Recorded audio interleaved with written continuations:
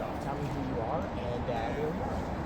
Okay, so my name is Steve Mann. I'm a professor at the University of Toronto and one of the co-founders of Interaxon, makers of the Use SC brain sensitivity.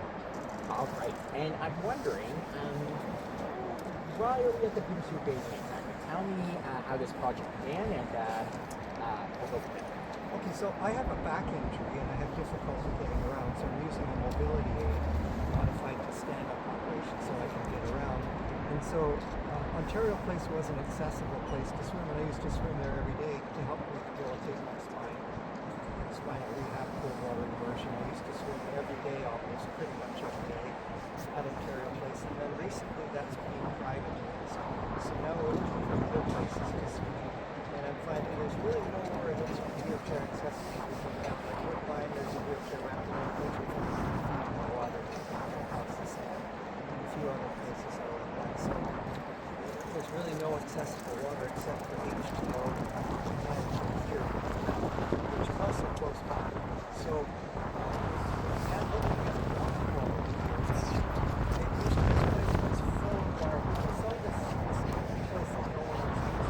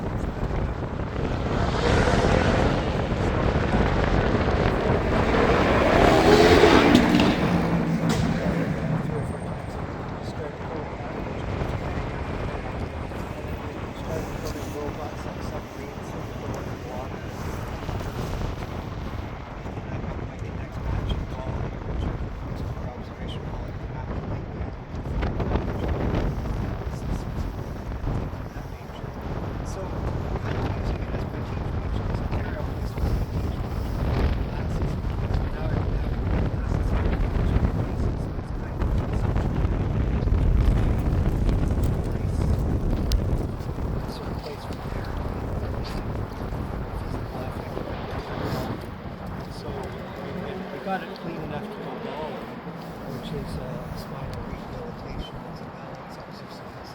Kind of a, you know what a rollator walker is, right? For use on land, it's just something to hold on to and use as support. And this is kind of a walk on water equivalent. I call it the rollator, simple rollator walker for use on water, walk on water like Jesus.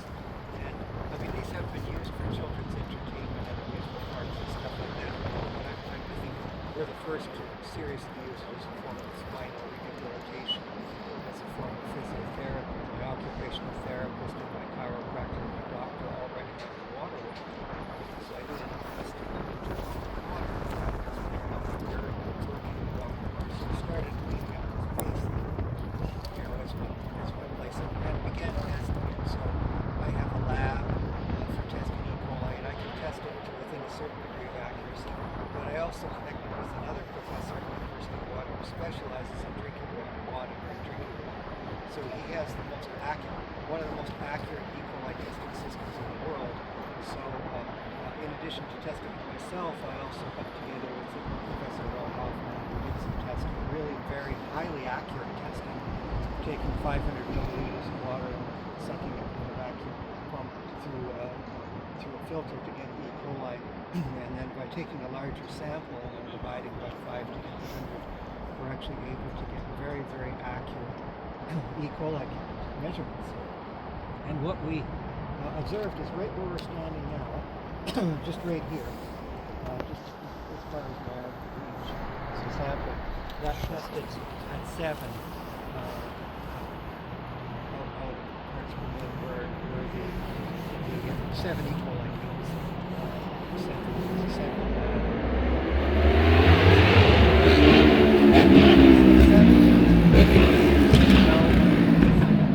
7 counts per 100 milliliters is well beneath the City of Toronto's very stringent 100 counts per 100 milliliters, and the rest of outside of Toronto it's a little bit more lax. It's 200 counts per 100 milliliters. So this is about 10 to 12 times cleaner than it needs to be actually for safe swimming. And then right over here, all the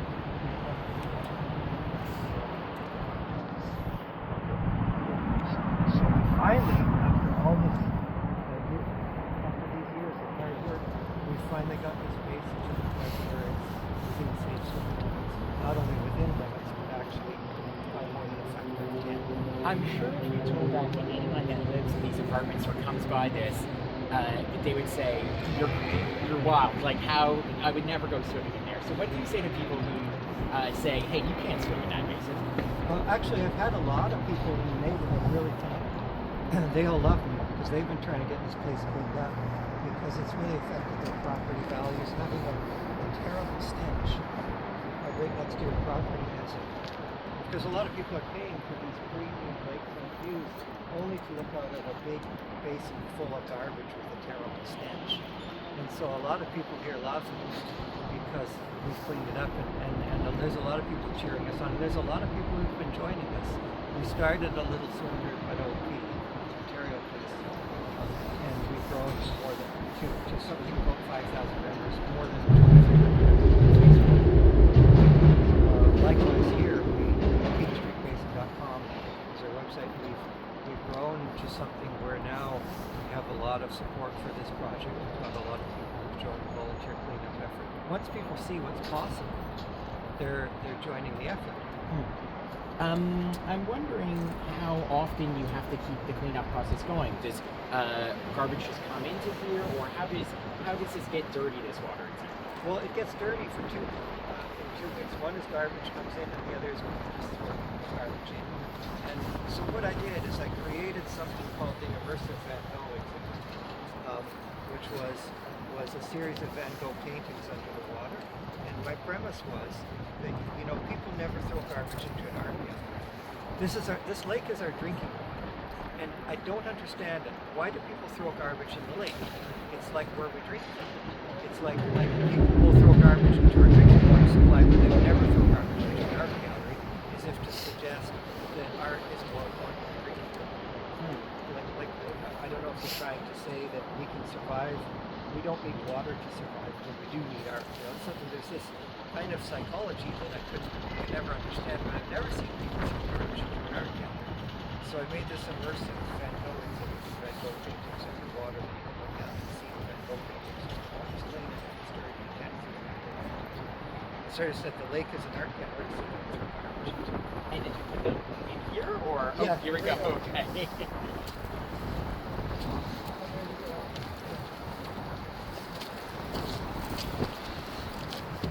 Actually, I'll grab.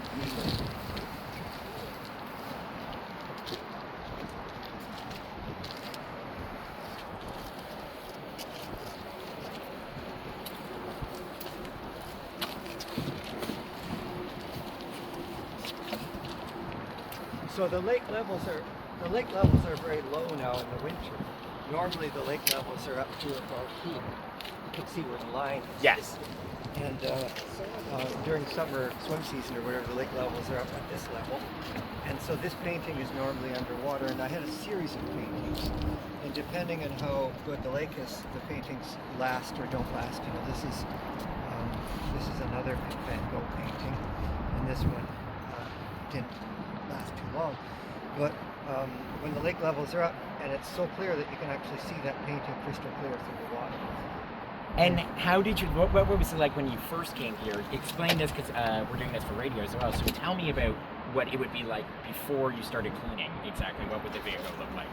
Well, before we started cleaning, you couldn't even see the Van Gogh. There was so much garbage in front of it. This basin was literally full of garbage.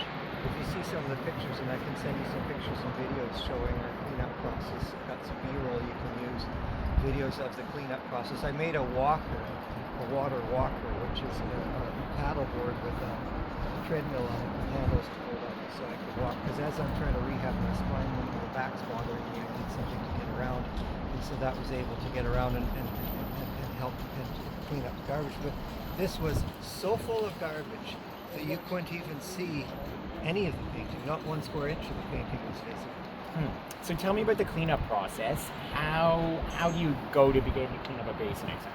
Well, what we did is we got nets. So I tried a bunch of machines. We tried building autonomous vehicles to go around with machine learning and AI and computer vision to go around and clean up the basin. We tried stuff like that. There's other products like the seep bin, but none of those work in here because it was just so full of garbage. It just any mechanical robotic machine jammed up. So we just ended up going to very low technology, good old fashioned. I'll show you. Here's Steve. So here is just a net, and we just scoop up the garbage with nets like this. So I've got a paddle board with a treadmill on it with a walker, so I can go out to the walker. It's like a real light walker that works on land. So in addition to the ball, because you can't pick up garbage when you're in the ball, but you can explore the lake bed with the ball and see where the garbage is on the bottom. And then just to pick up the garbage, I built a walk boat. It's big enough to hold about 7 feet. And so we were able to get out there and just scoop it up and put it in the trash bin. And so check out this beautiful piece of driftwood I found. Isn't that a real piece beautiful. of wood? Okay, Look yes. at those patterns. I don't know if you can see that. But I decided to make this into a scoop. Isn't that beautiful? Just the patterning on it and everything. So just simply this. And I got some longer ones. I've got a 30-foot long pole that extends out sections, and I've got resonance with pulls. And we just got a bunch of wires, scoop and scoop and scoop and take the garbage out. Heavy stuff for pull rollers out and pull it out. So we've got a lot of really big, heavy things. We've got thousands of pounds of garbage out of this basin. Why do you think this is sort of an orphan basin? Why do you think people abandon this exactly? Well, one thing is the stench here was so unbearable, people didn't even want to come in to start with. And then... What did it smell like? It just smelled like a really bad garbage dump, kind of like it was full of dead animals. Because the garbage, of course, was not healthy for the ecosystems. There were dead fish, dead animals, animal carcasses. The stench was really, really bad, so it just smelled like a really bad garbage dump. And then progress-wise, when did you start this process, and how long did it take to get it to a point where, hey, you could start to see the bottom of the water? Yeah, it took a couple of years. Over the first time, we were just getting rid of a lot of the surface garbage so you could actually see something. Because it was like, you can look at some of the pictures and videos from before and see it's just blocked. You couldn't see anything. You couldn't see through the garbage. In places, it didn't even look like it did not even look like a lake. It looked more like a pile of garbage. When did you know you were ready to swim in it? Well, I guess we started to get it clean enough to go bowling. So we've been doing small rehab using a ball. We got it to the point where we could get in there with a ball and vessels like that, where it would be kind of like recreational water. And then we finally got it to the point where, as we're testing the E. coli count, we finally got it to the point where it's really, really clean. And did you think, starting this process, like, I'm going to be able to swim in this basin exactly? Well, at first it was a little bit of a joke. At first I used to call it the pool.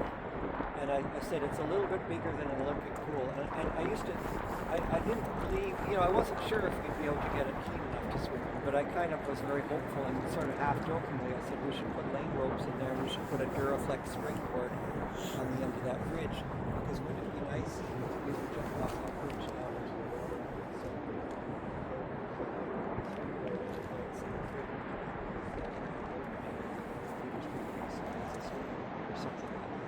So, is it just been yourself swimming, or have other people taken up the cause in here swimming? I think now we're starting to get a growing group.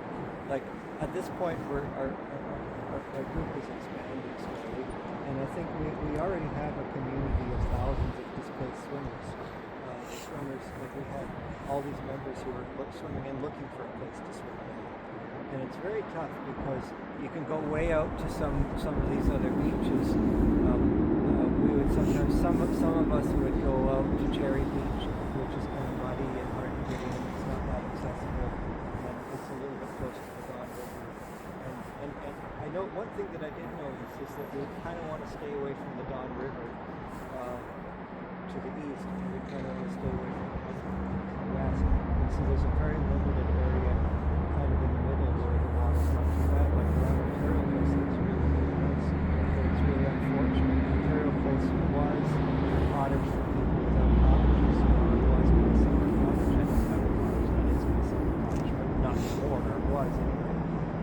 So if you look at a lot of the rules, the land use rules say that 25% of property abutting the lake needs to be accessible for water access. So if you look at the laws, there's a lot of places that are operating outside the law. When legally there's a lot of riparian rights that provide land access. Even if you're a private property owner, you have to have a lake construction right of way or right of passage into the lake.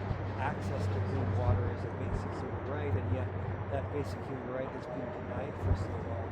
It's high time that we kind of take this very important need and fill it. I think there's a lot of people who need this. It's not just recreation, it's a medical necessity for many of us.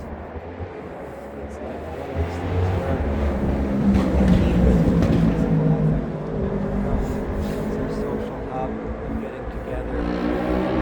It's also rehabilitation of the spine and the back, cold water plunge, and all of those things. But it's many things for many of us. All right. I was wondering, can I ask if you can go for a dip?